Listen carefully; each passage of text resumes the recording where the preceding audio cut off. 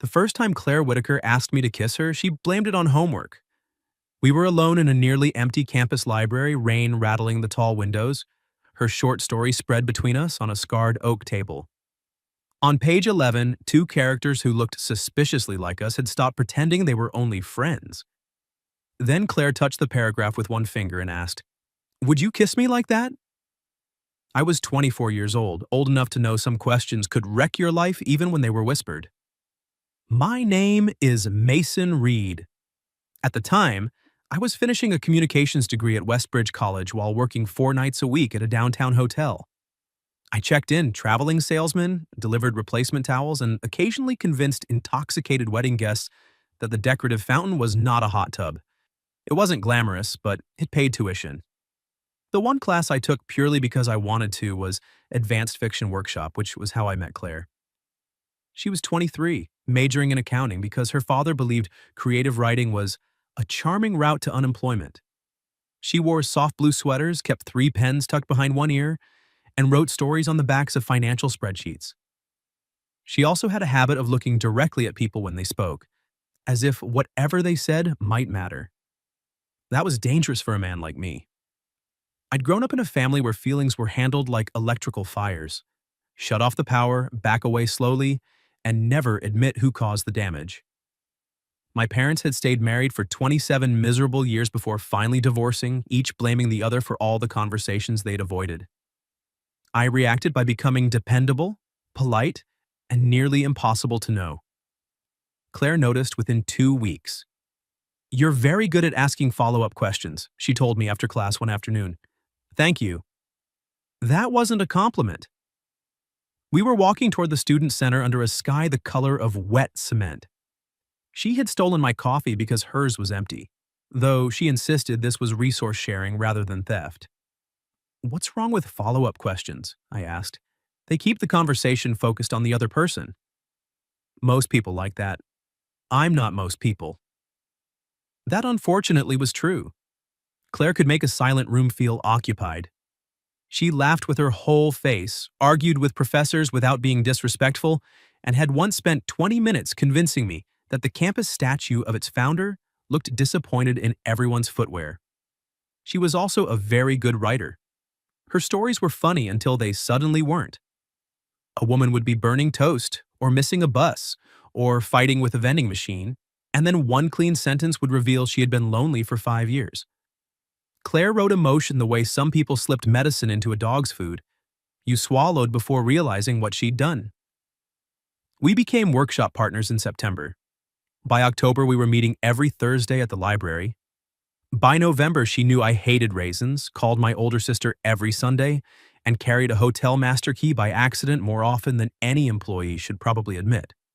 I knew Claire tapped her thumbnail against her coffee lid when anxious. I knew she secretly wanted to write a novel. I knew she had dated one man seriously during sophomore year and had ended it when he kept introducing her as the future accountant. "What did you want him to call you?" I'd asked. My name would have been a thrilling start. She had smiled when she said it, but the hurt had remained in her eyes. That was the thing between us. The jokes came easily. The truth usually followed, quieter and harder to ignore. I was attracted to her long before I admitted it. Not because she was beautiful, though she was. Claire had dark, chin-length curls that never stayed where she put them, warm brown eyes, and a small gap between her front teeth she tried not to show in photographs. I wanted her because she paid attention. Because she could be kind without becoming soft-headed. Because when I read something good in class, she looked pleased rather than threatened. And because she challenged me. The problem was that our friendship mattered. I'd never had one like it, especially with a woman I couldn't stop noticing. Claire had become the person I texted after difficult shifts, and the person who knew when "I'm fine" meant, "Give me 5 minutes, then ask again." I wasn't going to gamble that away for a kiss she might regret. So I behaved. Mostly. The story appeared on a Thursday night in early December. Claire arrived at our usual table 10 minutes late, damp from the rain and clutching a stapled manuscript against her chest. "You look guilty," I said. I always look guilty in libraries. Too many rules posted in small print. She sat beside me instead of across from me. That was unusual enough to get my attention. "How bad is it?" I asked. I need you to read something. Your workshop submission?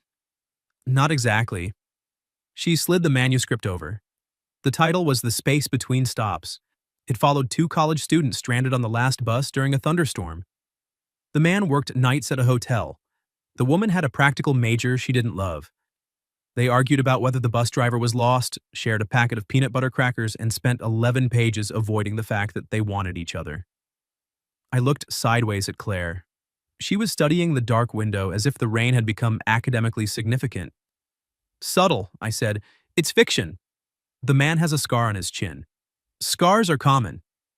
From falling off a bicycle at 12? Children are reckless. He hates raisins? Everyone with moral judgment hates raisins. I laughed and her shoulders loosened. Then I turned the page. The fictional bus had broken down beneath an overpass. The two characters were alone in the back while rain hammered the roof. The woman confessed that she kept inventing reasons to sit beside him. The man admitted he'd noticed everyone. Then she asked him to kiss her. Claire had written the moment with startling restraint. His hand came up slowly, giving her time to move away. She leaned into his palm. Their first kiss wasn't described as fireworks or thunder or anything else designed to make a reader roll their eyes. It was written as recognition, as if they had arrived somewhere both of them already knew. I read the paragraph twice. When I finally looked up, Claire was watching me. The library's overhead lights had been dimmed for closing. Beyond the glass, the campus paths shone black with rain. We were close enough that her knee rested against mine beneath the table. She didn't move it. Well, she asked. My throat had gone dry. It's good. That sounded painful. It's very good. But I'm wondering why your fictional male lead has stolen my entire biography. Not your entire biography, he likes jazz. I like jazz? Her mouth twitched. I didn't know that. There, he's officially me. Claire looked down at the pages. Her fingers tightened slightly around the corner. Does that bother you? The joking answer was ready. I could have used it, let her laugh, and carried us safely back into friendship. Instead, I said, only if the woman isn't you. Her eyes lifted to mine. The air changed. There was no dramatic crash of thunder, just the quiet buzz of the lights and the soft scrape of a chair somewhere on the floor below us. Claire's knee pressed more firmly against mine. She is, she said. I should have asked what that meant. I should have clarified whether she was experimenting with the scene or trying to tell me something she couldn't say directly. Instead, I glanced at page 11 again. You made me sound braver than I am. No, her voice softened. I wrote you the way I see you. That landed harder than any compliment I'd ever received. Claire turned toward me in her chair. The movement brought her close enough that I caught the scent of rain in her hair and the faint cinnamon of the gum she always carried. Her gaze dropped briefly to my mouth, then returned to my eyes. She placed one finger on the kiss she had written for us. Would you kiss me like that? She asked.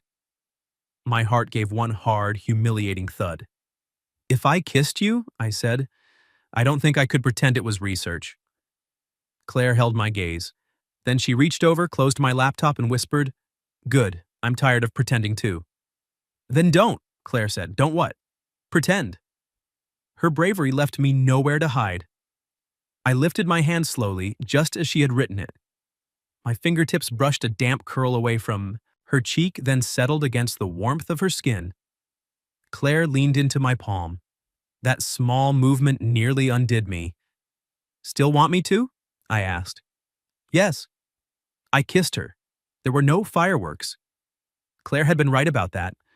There was only the first soft touch of her mouth, the sharp intake of her breath, and the astonishing realization that I had spent months imagining something less powerful than the truth. Her hand caught in the front of my shirt. I tilted my head and kissed her again, deeper this time. She made a quiet sound against my lips that erased every sensible thought in my head. I wanted to pull her closer. I wanted to learn exactly how she liked to be kissed. I wanted the library to close around us and leave us there until morning. Instead, a voice crackled through the overhead speakers. The library will close in 10 minutes. Claire drew back, breathing unevenly. That announcement lacked sensitivity. She whispered, It could have been worse. How? They could have reminded us that food and drinks aren't allowed. She laughed, her forehead dropping against mine. I kept my hand on her cheek. She kept hers curled in my shirt. For one suspended moment, it felt strangely natural. Not like we had crossed a line, but like the line had always been imaginary. Then Claire lifted her head. What happens now? It was a reasonable question, which was probably why I panicked. We don't have to make it complicated, I said. Her hand released my shirt. The change in her expression was slight but immediate. Warmth retreating. Guard returning. Right, she said. Of course. I knew that tone. Claire used it when someone disappointed her, and she intended to make the escape easy for them. I caught her hand before she could turn away. That came out wrong. It seemed fairly streamlined. I don't mean the kiss was casual. What do you mean? My instincts urged me toward a safe answer, something vague and charming, something that would preserve all possible exits. Claire waited. I looked at our joined hands and forced myself to tell the truth. I mean, I've wanted to do that for months, and now I'm afraid I'll ruin the best friendship I've ever had. She went still. I continued before courage failed me. I mean, I don't know how to be relaxed about you. So when you asked what happens next, my brain supplied the stupidest available sentence. That does sound like your brain. Thank you.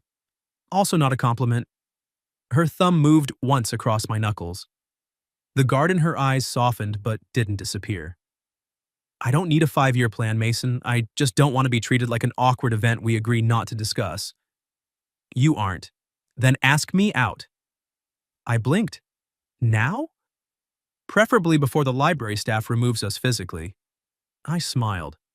Claire, would you have dinner with me tomorrow? She pretended to consider it. That depends. On?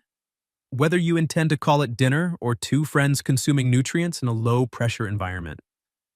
A date, I said. I'm asking you on a date. Her smile showed the small gap between her teeth. I'd love to. We packed our bags and stepped outside beneath the library awning. The rain had weakened to a silver mist. Claire opened her umbrella, and we walked toward her residence hall, pressed shoulder to shoulder beneath it. Halfway there, she slipped her hand into mine. No teasing. No explanation. I looked down at our fingers, then at her. Watch where you're going, she said. Romantic head injuries are still head injuries. I walked her to the entrance. We lingered beneath the stone arch while rain ticked against the umbrella above us. This is where I'd normally say goodnight, she said. What do you say abnormally? She rose onto her toes and kissed me once, quick and sure. Tomorrow at 7. Then she disappeared inside. I stood in the rain for another full minute before realizing she had taken the umbrella with her. Our first official date was at a 24-hour diner called Bees, chosen because my hotel shift started at 10 and Claire said any restaurant with cloth napkins would make us behave unnaturally. She was already in a booth when I arrived, wearing a green dress beneath her winter coat. I stopped beside the table. Claire glanced down at herself. Too much? No. The answer came so quickly that she smiled. You look beautiful, I said. A blush rose along her cheeks. You look surprisingly employable. I wore my least damaged shirt. I'm honored. Dinner was grilled cheese, tomato soup, and an argument over whether our professor's obsession with semicolons constituted a moral failure. Yet everything felt different. Every glance held an extra second. Every accidental touch became deliberate. Under the table, Claire rested her foot against mine. After we ate, neither of us reached for our coats. I ordered coffee I didn't need. She ordered pie she claimed she didn't want, then fed me the first bite. This feels suspiciously easy, I said. Her fork paused. Is that bad? No, just unfamiliar. Claire studied me. Your parents? I had told her the facts of their divorce, but not much beyond them. My parents could turn choosing a pizza topping into evidence of emotional betrayal, I said. Being with someone always seemed exhausting. And this doesn't?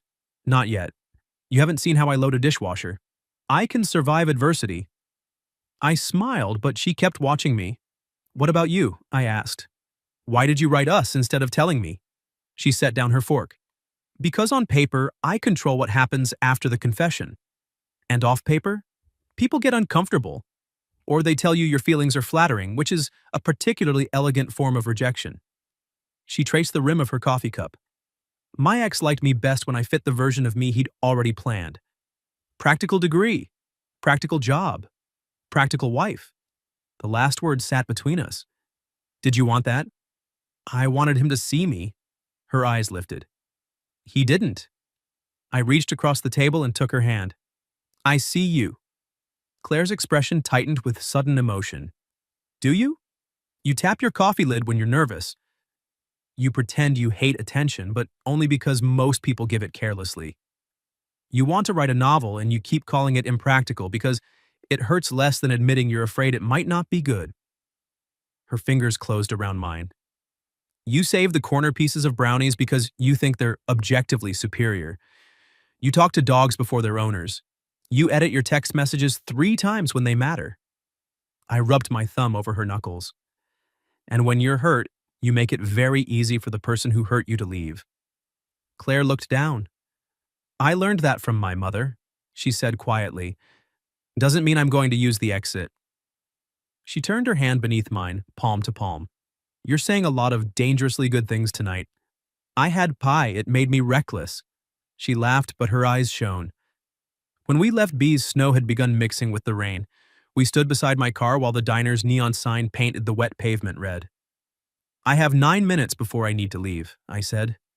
Claire stepped closer and slid both hands beneath my open coat. What could we possibly do in 9 minutes? Discuss semicolons? Tragic answer. She kissed me before I could improve it. This kiss was nothing like the library. There was no hesitation now. Claire backed me lightly against the car door, and my hands found her waist. She was warm beneath the thin fabric of her dress, soft and real and choosing me. When her lips parted under mine, I forgot about work. I forgot about weather. I nearly forgot my own name. Claire finally drew back, cheeks flushed. You have 3 minutes. I can be late. No, I refuse to become the reason you're fired. You'd visit me in poverty. I'd bring semicolons. My phone rang inside my coat. I groaned and pulled it out. My sister's name glowed on the screen. I should make sure it isn't an emergency. Claire nodded and stayed tucked against me while I answered. My sister didn't bother saying hello. Please tell me you finally told the hotel in Chicago you're accepting. The deadline is tonight. Claire went completely still in my arms. I closed my eyes. Because 3 weeks earlier, before page 11 and that first kiss, I had accepted a management position 800 miles away. And I hadn't told Claire. I ended the call and lowered the phone. Claire stepped out of my arms. Chicago? She asked. It's a management training program. 800 miles away. Yes. And the deadline is tonight? To confirm in writing, I accepted verbally 3 weeks ago. The hurt in her face was worse because she wasn't angry yet. We talk every day, Mason. I know. You knew I was considering an accounting offer in the city. You knew I was terrified of getting trapped in a life I didn't choose. But you didn't think your plans were worth mentioning? I hadn't decided what I wanted. You just said you accepted. Because it's a good job. Better pay, actual advancement, benefits. I understand employment. That isn't what I meant. No, you meant you had sensible reasons. She folded her arms, shutting out the cold in me. What I don't understand is why you kept it from me. The honest answer made me look terrible. I liked what we had, I said. I didn't want graduation hanging over it. Claire stared at me. So you decided not to tell me because that was easier for you. Yes. The single word seemed to surprise both of us. I could have defended myself. I could have said we had only been friends when I received the offer or that I hadn't known she wanted me until the night before. But friends deserve the truth too. I'm sorry, I said. You should have heard it from me. She looked toward the diner windows where strangers sat in warm booths and lived simpler lives.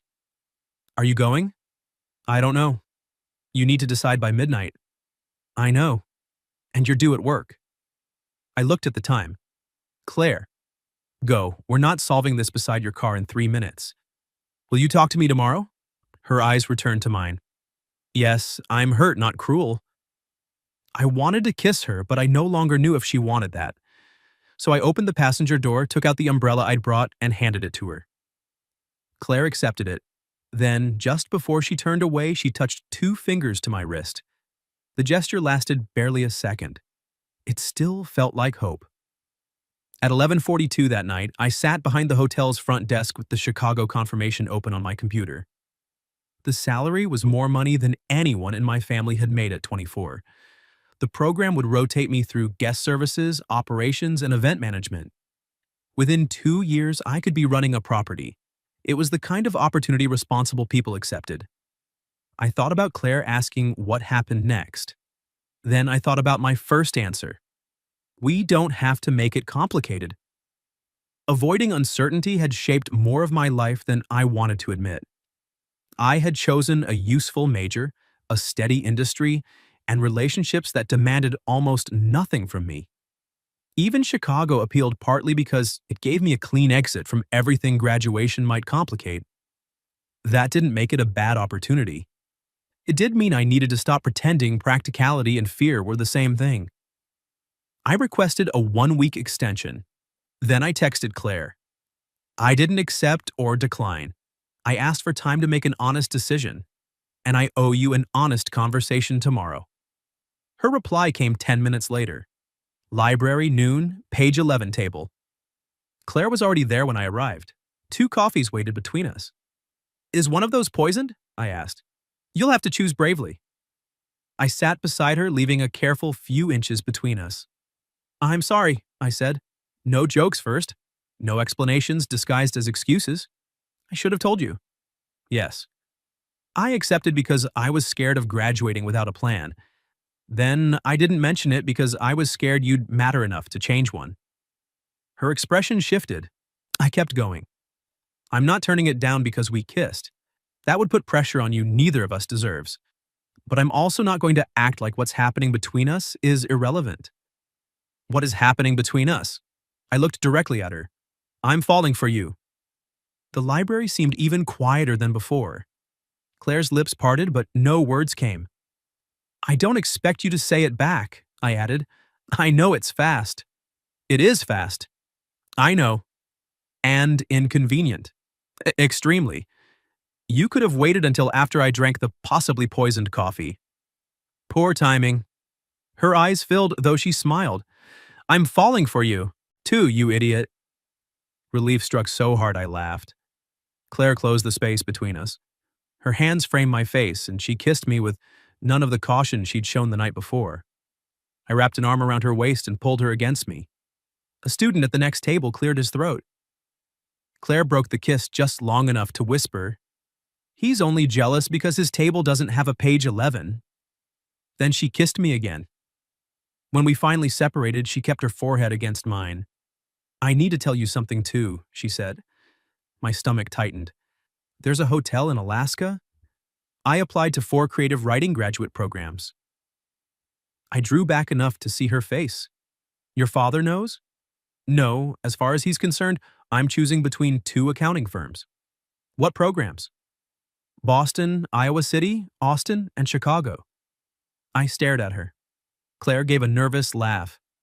Please don't interpret that last one as fate.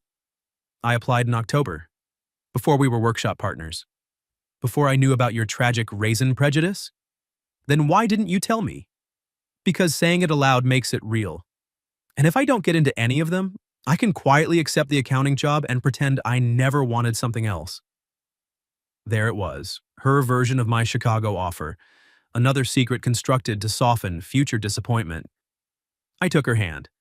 You see the problem, right? That we're both emotionally defective?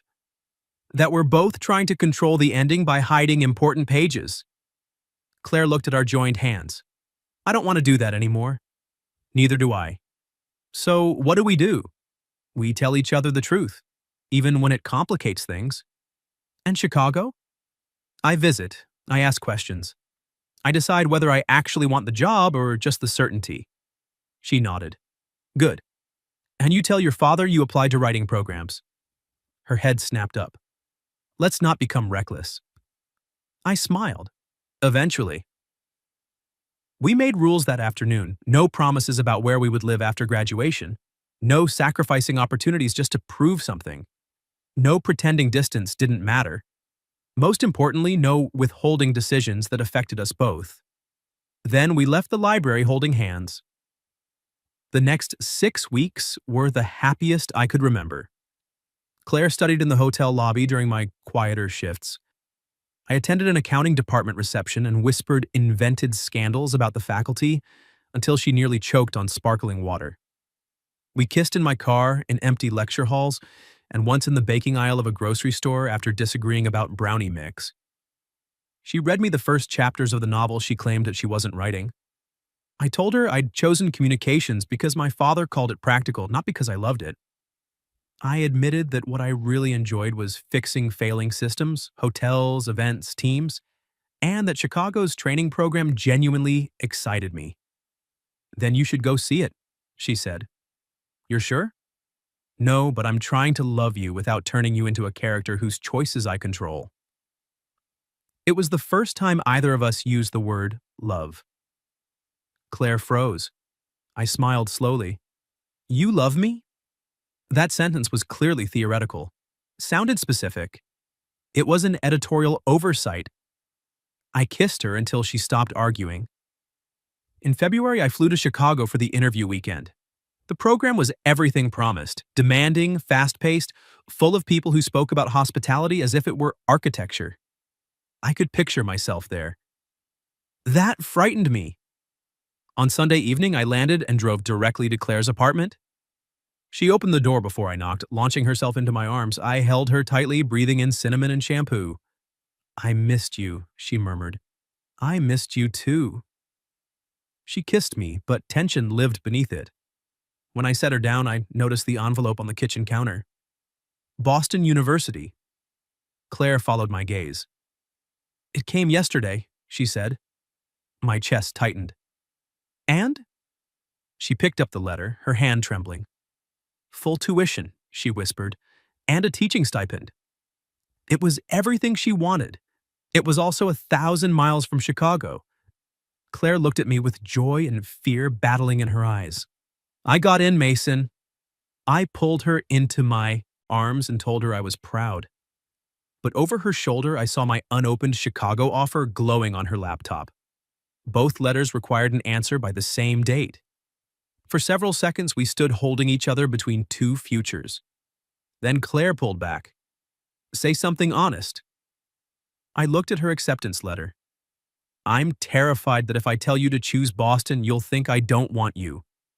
And if you ask me not to, I'll hate myself for making your dream smaller. She nodded slowly. My turn? Please. I want Boston. Her voice shook. And I want you. I'm furious that those things don't fit neatly together. The truth hurt, but not as much as a lie would have. I want Chicago, I admitted. And I love you. Claire's eyes filled. I love you too. I kissed her in the small kitchen, surrounded by envelopes and impossible distances. She clung to me as if love could be measured by how tightly we held on. Maybe we both knew it couldn't. But that night we tried. We sat on her floor with our laptops and built a plan. Direct flights, alternating visits, Sunday video calls, shared holidays. Chicago's program lasted 2 years, Boston's took 3. Neither location had to be permanent. We can do 2 years, Claire said. We can. You don't sound convinced. I'm trying not to make promises based on airport maps. She shut her laptop. Do you want to try? Yes. It was the easiest truth in the room. We accepted our offers the next morning. For the remainder of the semester, the future became a shadow at the edge of everything good. We ignored it when we could. Claire read from the space between stops at the department's spring showcase. Sitting in the front row, I listened as she reached page 11 and described our first kiss to an audience of 80 people. Her cheeks turned pink, but her voice never faltered. Afterward, I found her backstage. You made the male lead too handsome, I said. He's fictional. I took liberties. I pulled her against me. You were incredible. Her nervous smile softened. You're not embarrassed? By everyone knowing you wanted to kiss me? By everyone knowing how much I wanted to. I brushed my thumb across her lower lip. I'm planning to become unbearable about it. She kissed me behind the curtain while the next reader discussed grief under fluorescent lights. At graduation, Claire's father learned about Boston. He didn't cause a scene. That would have been easier. He simply looked at her cap and gown and asked whether she intended to waste 4 years of practical education. Claire's fingers found mine. No, she said. I intend to use the rest of my life. Then she introduced me as the person who had read her novel before anyone else. Not her classmate, not her friend. The person who had seen her dream and stayed. I had never been prouder to stand beside someone. 3 weeks later, I moved to Chicago. Claire moved to Boston in August. At first, distance felt almost romantic. We sent photographs of our apartments, mailed each other local coffee, and fell asleep with video calls running. I flew to Boston in September. Claire met me outside baggage claim wearing my college sweatshirt. She ran the last few steps and jumped into my arms, laughing as I lifted her. An elderly man passing us said, "That's either love or a very good tax refund." "Love," Claire told him. Then she kissed me until an airport employee asked us to clear the walkway. The weekend was perfect in all the dangerous ways. We wandered through bookstores, ate noodles from takeout cartons on her floor, and spent Sunday morning tangled beneath her blankets while rain streaked the windows. She traced the scar on my chin. "Tell me something you haven't said on the phone," she whispered. I could have told her the truth. I was exhausted. The training program was relentless, my supervisor had resigned, and I had begun waking at 4 in the morning with lists running through my head. Instead, I kissed her fingertip. I've developed strong opinions about hotel carpet. Claire narrowed her eyes. That isn't vulnerable. Hotel carpet is my inner life. She smiled, but disappointment flickered behind it. I noticed. Then I did what I'd always done. I asked her a question about herself. By November, our Sunday calls had become negotiations between competing schedules. Claire taught first-year composition, attended workshops, and wrote until midnight. I rotated through hotel departments, often covering shifts when someone called out. We still said, "I love you." We just started saying it while checking the time. The week before Thanksgiving, I was supposed to fly to Boston. 2 days before the trip, a plumbing failure shut down 40 rooms during a sold-out convention. My director asked me to stay. I agreed. Then I waited 6 hours to tell Claire. Her face on my screen went very quiet. "You've known since noon?" I was trying to fix it. Were you trying to fix it or avoiding telling me? I rubbed both hands over my face. Does it matter? I can't come. Yes, Mason, it matters. I didn't want to disappoint you until I knew for sure. So you let me spend the whole day looking forward to something you knew probably wasn't happening. I'm sorry. You always say that after making the decision alone. Fatigue sharpened my voice. What was I supposed to do? Let 200 guests arrive without rooms because my girlfriend misses me? Claire flinched. The second I heard the sentence, I wanted it back. That isn't what I meant. No, it's what you say when you're tired enough to stop editing. I miss you too. But you don't reach for me when things are hard. You disappear and return with an explanation. I'm trying to build a career. So am I. And I still tell you when I'm scared. I still let you matter while I'm making decisions. I stood and paced across my apartment. What do you want from me, Claire? I want to stop feeling like another demand on your schedule. You aren't. Then why do I only get the manageable parts of you? I had no answer. Claire waited anyway. Finally, she looked down. Maybe love isn't enough if we keep using it to promise a closeness we don't actually have. Fear rose in me, immediate and defensive. Are you breaking up with me? I'm asking whether we're still choosing each other or just refusing to admit this isn't working. I chose you. I'm on the phone, aren't I? Her face crumpled. I knew at once I had said the wrong thing again. Claire, I can't keep teaching you that being present is more than not leaving. The call ended. For 3 days, she didn't answer. On the 4th, a package arrived. Inside was the original copy of The Space Between Stops. Claire had revised the ending. After the kiss, the fictional couple got off the broken bus at different stations. They promised to call. They promised the distance was temporary. Then the man stopped telling the woman when he was afraid. The last line read, "She could not write him brave forever." I sat on my kitchen floor and read it until anger burned through the hurt. Not anger at Claire, at myself. She had told me exactly what she needed from the beginning. Not certainty, not sacrifice, not a perfect plan. She needed to be allowed into the unfinished parts. I called her and left a message. No follow-up questions, I said. No polished version. I'm overwhelmed at work, and I've been afraid that if you see me struggling, you'll stop believing I can build a future with you. So I hid it. Then I punished you for noticing. My voice broke. I love you, but you're right. That isn't enough unless I let it change how I show up. I'm going to give you the space you asked for. I just need you to know. I finally understand the ending. Then I did something harder than making a promise. I changed my life in small, practical ways. I stopped volunteering for every crisis at work. I told my director I wanted to discuss long-term placements, including the company's Boston properties. I found a counselor and admitted I had built my entire personality around appearing low maintenance. Claire didn't call. 2 weeks passed.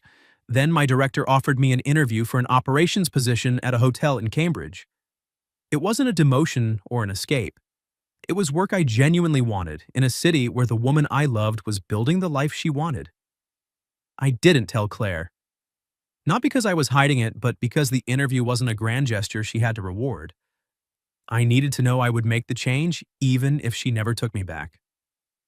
I got the job.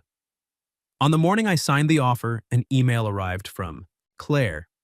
Her graduate program was hosting a public reading that Friday. The message contained no apology and no declaration. Only one sentence. I rewrote the ending again, and I think you should hear it. I flew to Boston on Friday. The reading was held in a converted church near campus with rows of wooden chairs facing a low stage. I slipped into the back as Claire approached the microphone. She wore the green dress from our first date. For one selfish second, I wondered if that meant something. Then I reminded myself that her choice to invite me was enough. I had come to listen, not to force an ending. Claire opened her manuscript. "The space between stops," she said. Her gaze traveled across the audience and found me. Her breath caught. Then she began. The story was mostly as I remembered it. The broken bus, the peanut butter crackers, the woman inventing reasons to sit beside the man she loved. Page 11 still contained the kiss. But Claire had changed what came after. The characters moved to different cities. They missed calls, concealed fears, and confused love with the absence of conflict. The man hid inside usefulness. The woman hid inside stories, rewriting him on paper instead of speaking to him. I lowered my head. She hadn't made herself innocent. On the final page, the woman returned to the bus station where they'd first met. She didn't know whether the man would come. She only knew she was finished controlling conversations by writing both sides. Then he arrived. Not with a promise to become someone else, but with the truth about who he was trying to become. Claire read the last line slowly. Neither of them knew where the bus would stop next. For once, they didn't need to. He held out his hand. She took it. And together, they chose the uncertainty. The room went silent. Then the audience applauded. Claire's eyes remained on mine. I stood there with my heart exposed, waiting while people congratulated her. Several minutes passed before she walked toward me. Up close, I could see that her hands were trembling. "Hi," she said. "Hi. You came. You asked." That hasn't always been enough. No, I swallowed. But it should have been. People moved around us toward the reception tables. Neither of us did. Claire held the manuscript against her chest. "I listened to your message every day for a week. I meant all of it. I know." Her eyes glistened. I also realized I turned our relationship into another story I could control. Sending you that ending instead of answering your calls was cruel. You were hurt. I was, but hurt people still make choices. She drew a shaky breath. "I'm sorry. I'm sorry too." The familiar words might have been empty once. This time they felt like a door opening. "I've been seeing a counselor," I said. "I'm learning why my version of being dependable involves never letting anyone help me." Claire's mouth curved faintly. "That sounds inconvenient." "Deeply. Apparently I have emotions even when I don't schedule them." I suspected. And I talked to my director. I stopped treating exhaustion like proof of ambition. "Good. There's more, but I don't want you to think it's a trade." Her expression became cautious. "What does that mean?" "I was offered an operations position in Cambridge." Claire stared at me. "I start in January," I continued. "I didn't apply only because you're here. The role is right for me, and the company has better boundaries. I accepted before I read your email." "You're moving to Boston?" "Yes." Tears spilled down her cheeks. I wanted to wipe them away, but I kept my hands at my sides. "This isn't a request for you to take me back," I said. "I'm not presenting a new postal code as evidence that I've changed. I came because you invited me, and because wherever I live, I want to be someone who comes when the person he loves reaches for him." Claire set the manuscript on the nearest chair. Then she crossed the space between us and took my face in both hands. "I didn't invite you just to hear the story." "No, no." Her thumbs brushed my cheeks. "I invited you because I still love you. And because I don't want the fictional version of us to be braver than we are." I closed my eyes for one unsteady second. "What do you want?" I asked. "You, not the convenient parts. Not the version who always has an answer." She looked directly at me. "I want the man who leaves frightened messages and goes to counseling and occasionally fails to understand dishwashers. You haven't seen how I load one. I'm choosing the uncertainty." I finally touched her, sliding one arm around her waist. "Are you sure?" Claire smiled through her tears. "Would you kiss me like that?" This time, I didn't hesitate. I kissed her in front of the emptying rows of chairs, one hand against her cheek and the other holding her close. She leaned into me with the same quiet trust she had offered in the library. But it wasn't recognition anymore. It was return. Someone applauded near the refreshment table. Claire laughed against my mouth, and I kissed her again anyway. We didn't fix everything that night. I still lived in Chicago for 6 more weeks. We rebuilt slowly, with long calls that included the difficult parts and visits that neither of us treated as tests. When work overwhelmed me, I told her before I disappeared into it. When Claire felt afraid, she said so before turning the fear into fiction. In January, I moved into a small apartment 3 train stops from hers. She helped me unpack, criticized my towel folding technique, and left 3 pens beside my bed. We dated in the same city for a year before moving in together. Sharing a home taught us that love was less like page 11 and more like everything after it. It was grocery lists, deadlines, wet umbrellas, apologies offered before resentment hardened, and choosing to remain curious about a person you thought you knew. Claire finished her novel during her final year at Boston. It wasn't the space between stops. She said that story belonged only to us. Her novel found a publisher the following spring. On the morning she received the offer, she called me at the hotel and screamed so loudly my assistant heard it through the phone. I left work on time. That detail mattered to both of us. 3 years after the night in the library, we returned to Westbridge for our former professor's retirement celebration. It was raining, of course. Claire led me upstairs to our old table. Someone had carved a heart into the oak since we'd left. "Vandalism," she said gravely. "Very romantic." I took a folded sheet of paper from my coat and placed it in front of her. She unfolded it. At the top I had written, "The space between stops. Final revision." There was only one paragraph beneath the title. He had spent most of his life mistaking open doors for dangerous exits. Then, one rainy night, a woman wrote him into a love scene and asked him to be brave. Years later, at the same table, he asked her for the rest of the story. When Claire looked up, I was holding a ring. Her hand flew to her mouth. "I don't know exactly what happens next," I said. "I know there will be difficult years and wrong answers. I know I'll still try to hide when I'm afraid, and you'll occasionally rewrite my dialogue without permission." "Your dialogue needs work," she whispered tearfully. "But I want every unfinished page with you. Claire, will you marry me?" She slid out of her chair and knelt in front of me. Yes. I put the ring on her finger with shaking hands. Then she kissed me beneath the dim library lights while rain tapped against the windows. We married the following autumn. At the reception, Claire placed the original page 11 in a frame beside our guest book. Under the kiss she had written for us, she added one final sentence in blue ink. The best part was everything they couldn't write in advance. What would you have done if your classmate had written you into a love scene and asked, "Would you kiss me like that?" Have you ever experienced something similar? Tell me your story in the comments. And for those who'd like to be a little closer to us, we've opened memberships, where you'll get shorter, exclusive stories every week with no ads. If you like this one, leave a like, subscribe, and I'll see you in the next video.